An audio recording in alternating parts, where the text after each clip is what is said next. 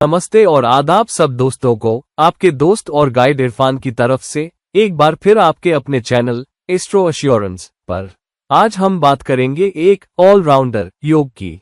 इस योग को ऑलराउंडर योग नहीं कहा जाता, मगर मैं इसे ऑलराउंडर योग कहता हूं क्योंकि इसमें ऑलराउंडर होने की सारी खूबियां हैं। जैसे क्रिकेट में हम कहते हैं ऑलराउंडर वो होता है जो बल्लेबाजी, गेंदबाजी और फील्डिंग तीनों कर सके। तो अगर आप कम से कम 2 या 3 काम बढ़िया कर सके तो आप टीम के लिए एक जरूरी एसेट होते हैं। ऐसे ही कपिल देव, रिचर्ड हैडली या इयान बोथम, ये सब महान ऑलराउंडर कहलाए क्योंकि वो खेल के हर पहलू में अपना योगदान दे सकते थे।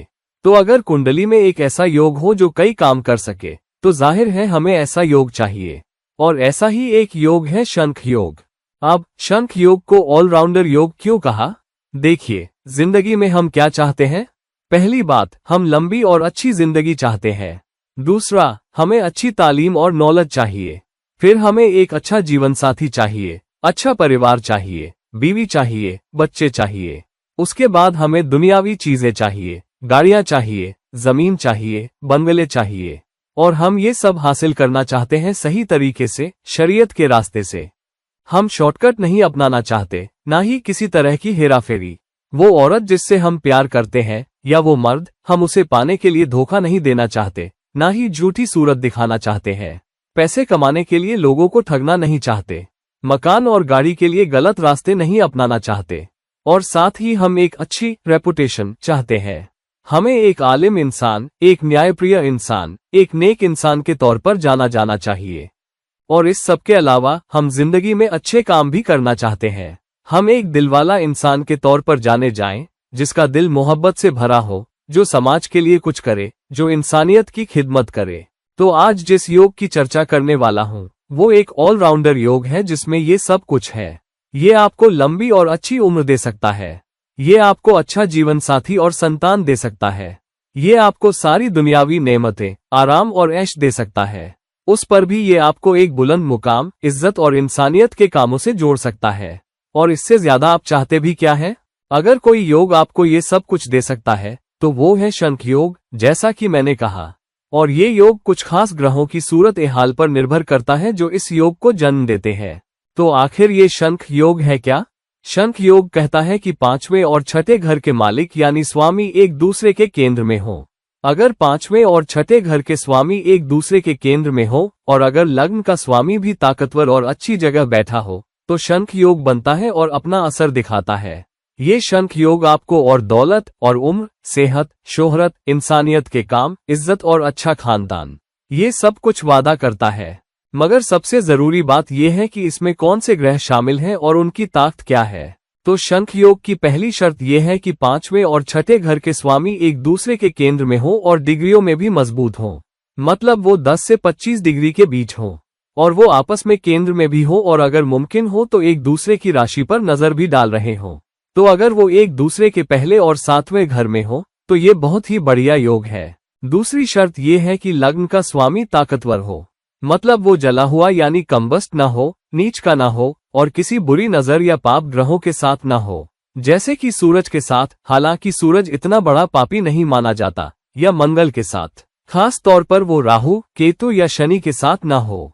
अगर ऐसा हो तो शंख योग बिगड़ जाता है और अच्छे फल नहीं देता, या फिर बहुत ही धीमे फल देता है। और भला धीमे फल किसे चाहिए?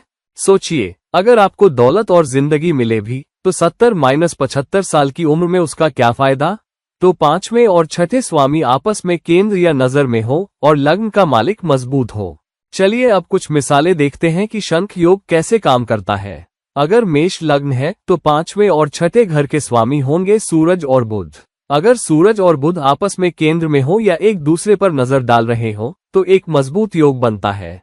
मिसाल के तौर पर, अगर सूरज 4थे घर में कर्क राशि में बैठ जाए और बुध 10वें घर में मकर राशि में बैठ जाए तो शंख योग बनता है। खास तौर पर अगर मंगल भी मजबूती से बैठा हो।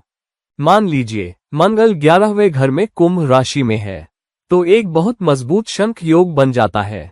अब सूरज और बुध का आपस में केंद्र में होना, और वो भी 5वें और 6ठे घर के मालिक होने के नाते, इसका मतलब क्या है? पहली बात, 5वां स्वामी मतलब जिंदगी में मौकों को भांपने और उठाने की काबिलियत। पांचवा घर सट्टेबाजी वाले कामों और उन कामों का भी प्रतिनिधित्व करता है जिनसे आपको मोहब्बत है। और पांचवा घर जनता के सामने पेश होने का भी है, मतलब वो शख्स जो बड़े मीडिया, बड़ी आबादी, बड़ी जनता के सामने बढ़िया प्रदर्शन करे। ये है पांचवा घर। और जब सूरज इसमें शामिल हो जाता है तो आपको लीडरशिप भी मिलती है, क्योंकि पांचवा घर सूरज से भी जुड़ा हुआ है। ये एक बहुत मजबूत योग बन जाता है क्योंकि मेष लग्न में पांचवा घर सूरज का है। छठा घर किस चीज का प्रतिनिधित्व करता है? ये आपकी नौकरी, सेवा, करियर और उन मुश्किल हालात, दुश्मन, सहकर्मियों, मुकाबले और पीठ पीछे काम करने वाले लोगों से निपटने की आपकी काबिलियत का प्रतिनिधित्व करता है। तो जितना मजबूत छठे घर का स्वामी होगा, उतनी ही मजबूत आपकी ये काबिलियत होगी कि आप पीठ पीछे की सारी नेगेटिव ताकतों पर काबू पा सकें और अपने करियर और नौकरी में बढ़िया कर सकें। ये है छठे घर की ताकत और सेवा के रास्ते समाज के लिए कुछ करने की। और छठे घर का स्वामी बुध है। तो अगर बुध सूरज के केंद्र में हो और बुध 10वें घर मकर में बैठा हो, तो बुध आपके काम के तरीके, आपके करियर की छवि, आपके दफ्तर में आपके काम और आपके गुणों को बहुत मजबूती से दर्शाता है।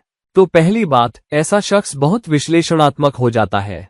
उसकी विश्लेषण करने की नजर बहुत तेज होती है।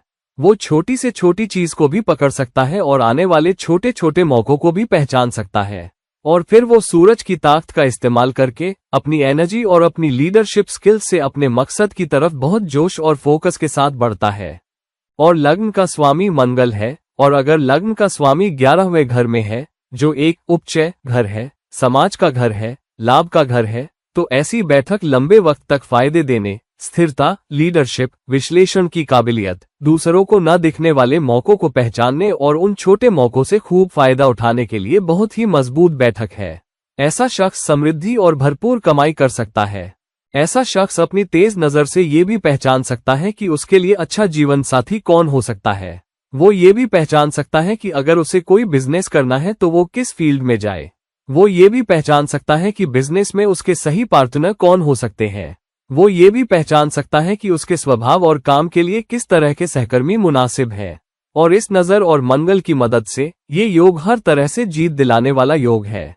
मगर कभी कभी ऐसा भी होता है कि अगर लग्न बदल जाए, मान लीजिए मेष की जगह वृषभ लग्न हो जाए, तो क्या होगा? वृषभ लग्न के लिए पांचवा स्वामी बुध होगा और छठे घर का स्वामी शुक्र होगा। तो समीकरण बदल जाता है। अब अगर बुध और शुक्र एक दूसरे पर नजर डाल रहे हो, तो वो क्या करते हैं? बुध तो अपनी विश्लेषण करने की काबिलियत जारी रखता है, मौकों को पहचानने की कुव्वत, जबकि छठे घर का स्वामी शुक्र ये पहचान सकता है कि किस मौके से आपको सबसे ज्यादा फायदा हासिल हो सकता है। शुक्र दुनियावी चीजों और कमाई का ग्रह है। तो ऐसा शख्स मकान और जमीन से दौलत कमा सकता है। वो प्रॉपर्टी में निवेश करके खूब पैसा कमा सकता है। वो ऐसी गाड़ियां खरीद सकता है जिनसे शायद ही कोई दिक्कत आए, और वो शानदार गाड़ियां खरीदेगा। वो बड़े बड़े बंगले खरीदेगा। उसके पास बड़ी बड़ी जमीनें होंगी जिनकी कीमत बढ़ेगी और वक्त के साथ उसे अच्छा रिटर्न देगी। शुक्र के शामिल होने से अच्छा जीवन साथी, खूबसूरत जीवन साथी, आकर्षक बीवी और सुंदर बच्चे भी मिलने का वादा है। उस पर भी शुक्र प्यार और रिश्तों का भी मालिक है। तो ऐसा शख्स मोहब्बत को अपनी तरफ खींच सकता है। उसकी बीवी और बच्चे उसे बहुत प्यार करेंगे। समाज भी उसे प्यार करेगा और उसकी निजी जिंदगी भी अच्छी होगी। उसकी सेक्सुअल डिजायर अच्छी होगी और वो लंबी उम्र तक सेक्सुअली एक्टिव रह सकता है, जिससे उम्र भी लंबी होती है और ताकत भी बनी रहती है। तो ऐसी बैठक निस्संदेह बहुत ही बढ़िया और मजबूत बैठक है। हालांकि कभी कभी हालात थोड़े बदल भी सकते हैं। मिसाल के तौर पर अगर दुश्मन ग्रह एक दूसरे पर नजर डाल रहे हों, जैसे सूरज और बुध, तो वो एक दूसरे की ताकत में कटौती भी कर सकते हैं। मगर अगर पांचवें और छठे घर के स्वामी आपस में बहुत दोस्ताना ग्रह हों, जैसे कि दोनों चमकदार ग्रह चंद्रमा और सूरज, जो कि मीन लग्न वाले के साथ हो सकता है, तो पांचवां स्वामी चंद्रमा होगा और छठे घर का स्वामी सूरज होगा। और अगर वो आपस में एक दूसरे पर नजर डाल रहे हों, तो हर एक दूसरे की ताकत बढ़ा देता है। चंद्रमा अपनी रोशनी और चमक सूरज से हासिल करता है, ये हम सब जानते हैं। और जब सूरज चंद्रमा पर नजर डालता है तो दिमाग की तेजी बढ़ जाती है। दिमाग सूरज की लीडरशिप वाली खूबियों को सोख लेता है और दिमाग लीडरशिप के स्तर पर सोचने लगता है। वो लीड करना चाहता है, वो अपने उद्यम को आगे बढ़ाना चाहता है। दिमाग तेज हो जाता है। दिमाग हमेशा यही देखता है कि सबसे बढ़िया कैसे किया जाए। बिजनेस हो या नौकरी, वो हर चीज में सबसे आगे रहना चाहता है। और सूरज के शामिल होने से चंद्रमा दिमाग है और सूरज रूह है और सूरज लीडर भी है। ये सब मिलकर शख्स को एक जबरदस्त धक्का देते हैं, उसमें चीजों को आगे बढ़ाने की जबरदस्त एनर्जी भर देते हैं। और मीन लग्न में लग्न का स्वामी बृहस्पति होता है। अगर लग्न का स्वामी भी अच्छी जगह बैठा हो तो ऐसा जातक एक गुरु के तौर पर देखा जाएगा, अपने काम में मास्टर के तौर पर देखा जाएगा। अगर वो टेक्निकल लाइन में है तो एक बहुत मजबूत टेक्निकल सपोर्ट के तौर पर देखा जाएगा। अगर वो आध्यात्मिकता की तरफ जाएगा तो एक बढ़िया आध्यात्मिक गुरु के तौर पर देखा जाएगा। अगर वो साइंस की तरफ जाएगा तो एक बढ़िया साइंटिस्ट के तौर पर देखा जाएगा, क्योंकि शंख योग आपको साइंस में भी माहिर बना देता है और दिमाग रिसर्च में लग सकता है। अगर आप रिसर्च में जाते हैं तो ऐसा शख्स रिसर्च में एक लीडर बन सकता है और ऐसे आइडियाज और थ्योरीज लेकर आ सकता है जिनके बारे में शायद ही किसी ने सोचा हो। तो कुल मिलाकर चंद्रमा और सूरज का आपस में नजरों का ये रिश्ता मीन लग्न के साथ और अगर मजबूत हो तो एक शानदार योग की शुरुआत हो सकती है। तो इसमें शामिल राशियां, ग्रह और उनकी ताकतें, ये सब इस योग के लिए बहुत जरूरी है। अगर थोड़े दुश्मनी वाले या फिर थोड़े सुस्त ग्रह शामिल हो जाएं, जैसे कि बृहस्पति और शनि 5वें और 6ठे घर के स्वामी बन जाएं, जहां बृहस्पति 5वें घर धनु का मालिक है और 6ठा घर मान लीजिए मकर है, जो कि सिंह लग्न वाले के साथ हो सकता है, तो जाहिर है आपको नतीजे मिलने में देरी की मुश्किल आ सकती है। मगर वक्त के साथ बहुत स्थिर नतीजे आ सकते हैं, क्योंकि बृहस्पति और शनि सुस्त चलने वाले ग्रह हैं। खास तौर पर शनि आपको धीमा कर देगा, मगर जब नतीजे आएंगे तो वो आपको हैरान कर देंगे। सिंह लग्न वाले के लिए इस तरह के शंख योग में सूरज भी मजबूत होगा और आपको आपके चुने हुए रास्ते में लीडरशिप देगा और एक लंबी पहचान देगा। आपका नाम अमर भी हो सकता है, आपके जाने के बाद भी लोग आपको याद करेंगे। तो सिंह लग्न वालों के लिए 5वें और 6ठे घर के स्वामी बृहस्पति और शनि के साथ ये एक मजबूत बैठक हो सकती है। शुरुआती जिंदगी में दुनियावी चीजें कम मिल सकती हैं, मगर बाद की जिंदगी में, खास तौर पर 40 साल के बाद, जबरदस्त दुनियावी फायदे मिल सकते हैं और आप एक ऐसी विरासत छोड़ सकते हैं जहां लोग आपको लंबे वक्त तक याद करें और आपके इंसानियत भरे कामों से फायदा उठाएं। तो ये है एक शानदार योग, शंख योग, जो बढ़िया मौके देता है, मगर इसके साथ कुछ शर्तें भी जुड़ी है। इस पर भी कंडीशंस अप्लाई लिखा है। एक बार फिर लग्न का स्वामी जला हुआ या नीच का ना हो और 5वें या 6ठे घर का कोई भी स्वामी नीच का, जला हुआ या राहु, केतु या शनि जैसे पाप ग्रहों के साथ ना हो। उन पर कोई बुरी नजर भी ना हो, मगर खास तौर पर वो पाप ग्रहों के साथ ना हो और लग्न के स्वामी के साथ भी ना हो। तो दोस्तों, ये थी मेरी शंख योग की तहकीकात और ये कैसे आपके लिए फायदेमंद हो सकता है और आप कैसे इसका फायदा उठा सकते हैं उस रास्ते पर चलकर जिसकी तरफ ग्रह इशारा कर रहे हैं।